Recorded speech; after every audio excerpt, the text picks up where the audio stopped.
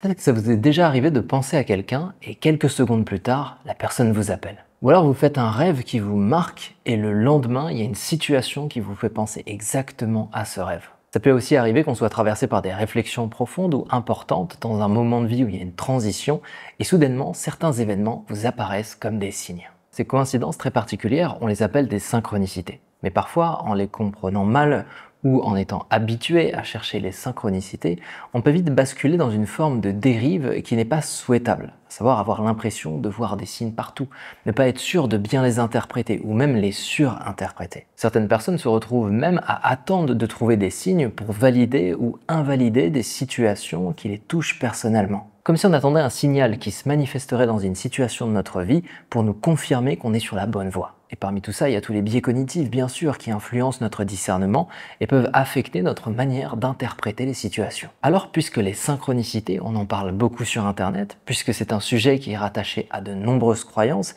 mais qui a été théorisé par des gens sérieux, dans ce nouvel épisode de Rester conscient, j'aimerais qu'on en parle.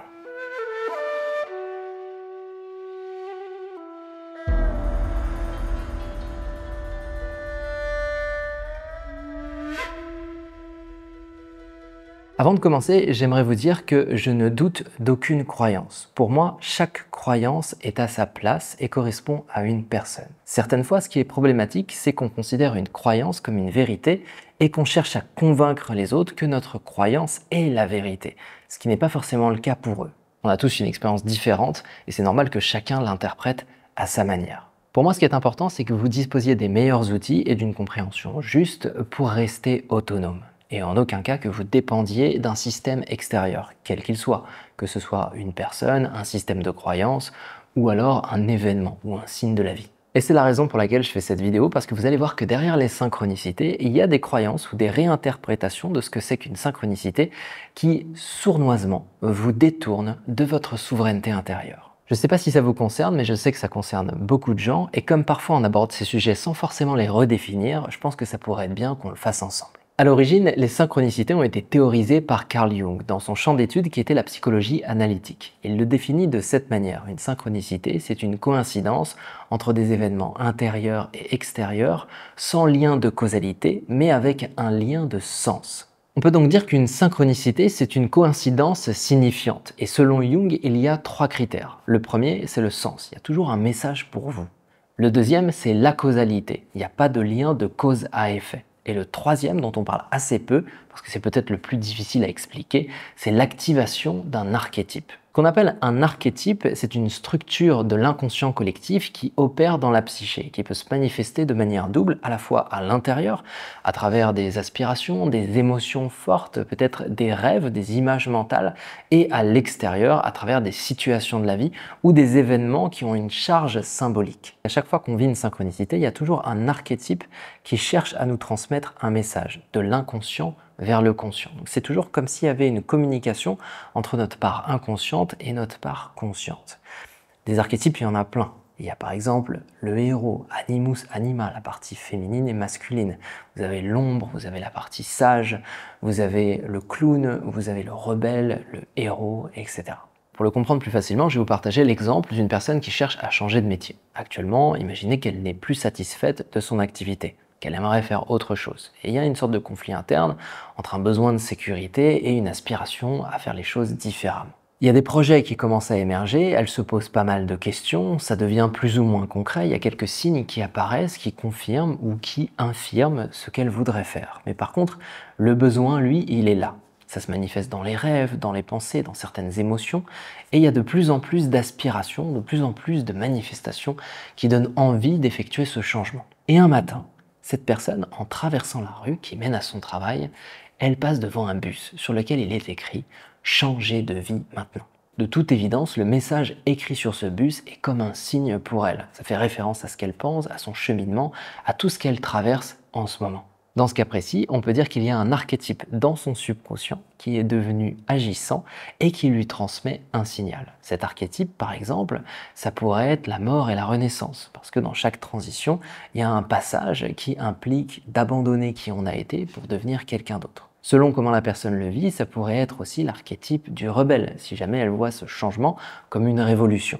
ou ça pourrait être l'archétype du héros si elle considère que ce changement est plutôt un défi à relever ou une épreuve à passer. De cette manière, un même archétype va opérer à la fois dans votre psyché et dans votre réalité, c'est-à-dire dans les situations, dans les événements que vous allez vivre. Donc, selon Carl Jung, quand on vit une synchronicité, c'est notre inconscient qui, à travers les événements de la vie, nous envoie un message. Ce message, souvent, est lié à un processus de transformation qui mobilise un archétype en particulier.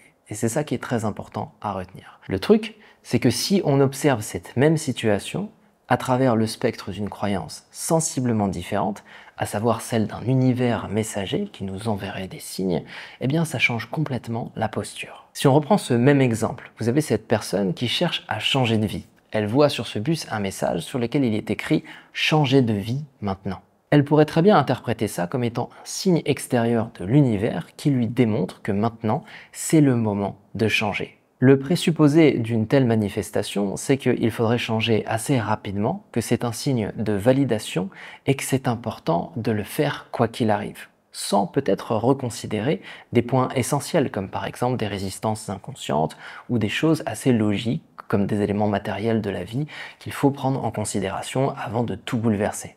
Et le problème de ce genre de croyance, c'est qu'elle peut donner l'impression que le signal vient de l'extérieur, alors même qu'il vient de l'intérieur. Maintenant, c'est très joli de croire que l'univers nous envoie des signes, et j'ai pas du tout envie que vous cessiez de croire ça. Ce que je vous invite à percevoir, c'est aussi à accepter la dimension que c'est à travers votre subconscient que l'univers vous envoie des signes. Ce n'est donc pas une entité extérieure qui envoie des manifestations pour vous conforter ou non dans vos choix, c'est votre inconscient qui, en relation avec le monde, vous envoie des signaux. Et je pense que c'est essentiel d'accepter cette idée parce que tant qu'on remet notre pouvoir entre les mains de quelque chose qui est extérieur à nous-mêmes, on rentre dans une forme de dépendance. Et là, dans ce cas-là, on peut vite basculer dans une dépendance émotionnelle qui nous pousserait à attendre des signes pour faire des choix. Et c'est de là que naissent toutes les dérives de la loi de l'attraction aux synchronicités, en passant par tout ce qui se veut pseudo-quantique, pseudo-scientifique, et toutes ces croyances qui sont parfois très confuses et qui malheureusement oublient de redéfinir les concepts au point de ne pas mentionner des éléments de détail qui sont quand même essentiels pour bien les comprendre, comme l'activation des archétypes et comme le lien avec votre inconscient, qui n'est absolument pas à négliger. Maintenant, si on suit le raisonnement de Carl Jung, il y a une autre notion qui est très importante et qui permet de faire rentrer les synchronicités dans le monde réel plutôt que dans la superstition. Cette notion, c'est l'unus mundus, qui signifie monde un, qui a été emprunté aux alchimistes médiévaux et à certaines philosophies antiques et qui promeut l'idée, qui suggère l'idée d'un monde unifié, à la fois esprit et matière, donc que la psyché et les événements de la réalité ne sont que deux faces d'une même pièce. Ce qui veut dire que ce que vous vivez comme une synchronicité peut être vu comme une manifestation cohérente entre ce qui se passe à l'intérieur de vous et à l'extérieur de vous.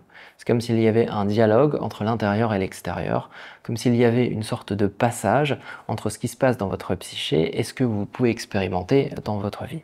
Et c'est là tout le point, à partir du moment où vous considérez que les synchronicités que vous vivez ont un sens à la fois parce qu'elles sont le reflet à l'extérieur de ce que vous vivez à l'intérieur, vous gardez votre autonomie et votre souveraineté. Mais si vous considérez que ces signes sont des messages de l'extérieur qui sont censés valider ou non vos décisions, vous êtes dans une forme de dépendance émotionnelle vis-à-vis de choses sur lesquelles vous n'avez pas le pouvoir. Et je pense que c'est pour ça que c'est important de définir les termes, parce qu'à partir du moment où on reprend le temps de se poser sur ce que veulent dire les choses, on échappe à des potentielles dérives, et notamment à des croyances qui sont peut-être un petit peu mal orientées, ou qui ont tendance assez facilement à nous donner un alibi pour l'évitement.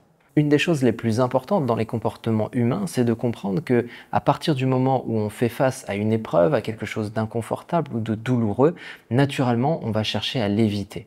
Et ce mécanisme, il est parfois fourbe parce qu'il nous empêche de passer à travers des épreuves qui doivent être franchies pour qu'on puisse évoluer. Donc si à l'extérieur on cherche toujours des symboles pour valider ce qu'on voudrait vivre à l'intérieur ou des signes de manifestation dans lesquels on n'est pas forcément impliqué en termes de responsabiliser, on perd notre pouvoir d'action sur la vie.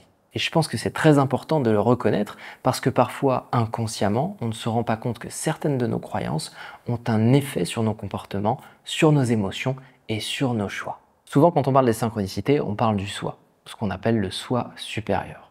Le soi, c'est un archétype unificateur, c'est-à-dire qu'il englobe toutes les parties de l'être, conscientes et inconscientes. Si vous vouliez une petite métaphore pour comprendre, vous pourriez imaginer un vitrail. Sur ce vitrail, il y aurait au centre l'ego et autour tous les archétypes, des parties conscientes et des parties inconscientes. L'ensemble du vitrail, ce serait le soi, c'est-à-dire cet archétype qui contient toutes les parties de l'être. Selon Carl Jung, le soi est donc comme le principe unificateur qui cherche à nous guider dans un processus en particulier, le processus d'individuation. Ce qu'on appelle l'individuation, c'est un chemin par lequel une personne s'unifie dans sa totalité. C'est-à-dire qu'il n'y a plus de conflit intérieur, il y a vraiment une unité authentique, comme si toutes les parties de nous-mêmes s'unifiaient dans une forme d'harmonie ou de cohérence. Autour de tout ça, vous êtes libre de développer n'importe quelle croyance. Le plus important, c'est de vous souvenir que vous êtes toujours au centre de votre chemin. Maintenant, pour avancer intelligemment avec les synchronicités sans tomber dans les dérives, j'aimerais vous partager une petite méthode en 4 étapes. Vous allez voir, c'est assez simple. La première étape consiste à observer sans surinterpréter. Quand vous avez une synchronicité, ce qui se passe naturellement, c'est que vous allez vivre une émotion. Cette émotion, elle est belle, c'est bien de la vivre. Mais c'est toujours bien de faire aussi un pas de côté et de regarder l'événement et la situation avec son contexte et ce que ça peut vouloir dire pour vous. Ça évite de tomber dans tous les biais de confirmation et dans cette tendance qu'on peut avoir à dépendre des signes plutôt qu'à regarder objectivement ce que ces signes veulent dire pour nous. La deuxième étape consiste à passer votre synchronicité à travers 3 filtres qui me semblent essentiels. Le premier, c'est de questionner comment vous vous sentez par rapport à tout ça. Qu'est-ce qu'elle veut dire pour vous, cette synchronicité? Qu'est-ce que ça dit sur vos désirs, sur vos peurs, sur vos aspirations profondes? Et faites un état des lieux intérieur. Ensuite, vous pouvez questionner les faits. Ok, vous avez cette aspiration à changer de métier ou à faire autre chose, mais quels sont les effets dans la réalité? Quelles sont les actions que vous pourriez faire? Est-ce que ça mobiliserait certaines de vos compétences, des ressources?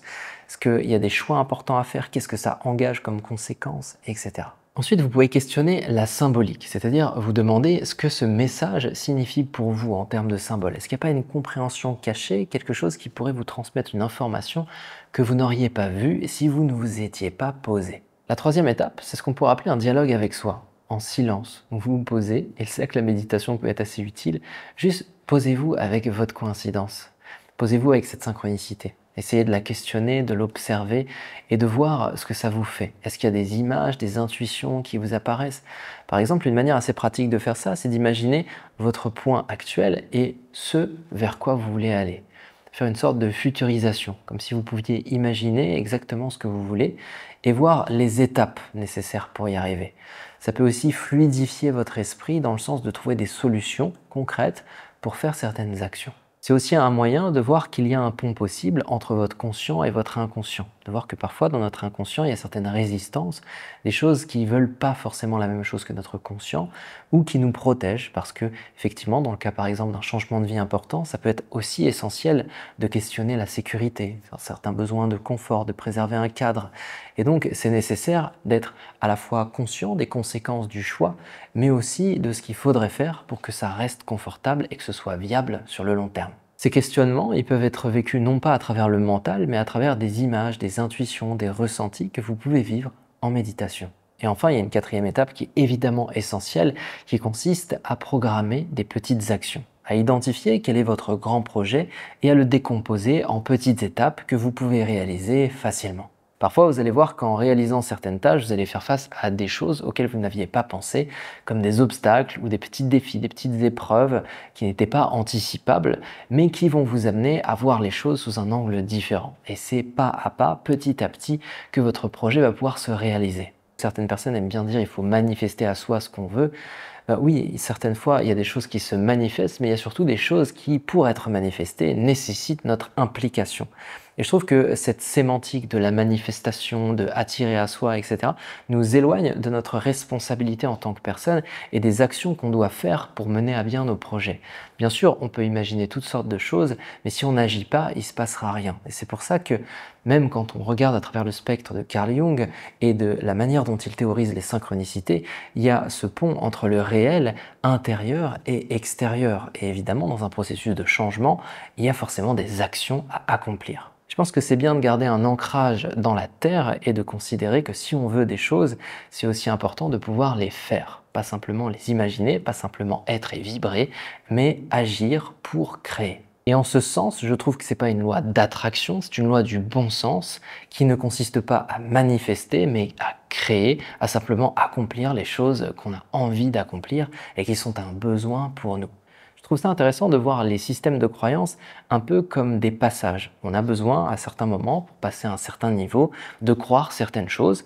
Et une fois qu'on a atteint ce niveau, ces croyances, elles sont un peu désuètes. On a peut-être besoin de changer d'angle de vue et d'englober de nouvelles croyances. Et c'est pour ça que plein de fois dans nos vies, on finit par changer de croyance, ou en tout cas changer d'angle de vue sur les choses.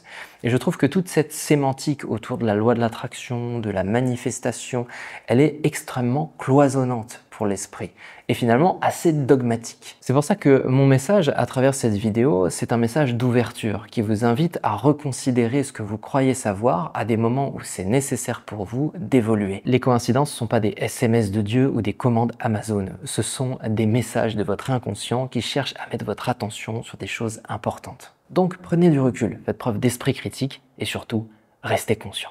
Et si tout ça vous intéresse, et surtout la partie mise en pratique, j'ai créé un petit document auquel vous pouvez accéder gratuitement et qui récapitule les 4 étapes, avec peut-être des exemples pour que ce soit encore plus clair. Je vous remercie de m'avoir suivi jusque-là, je vous souhaite à tous une excellente journée, merci pour votre écoute, Namasté.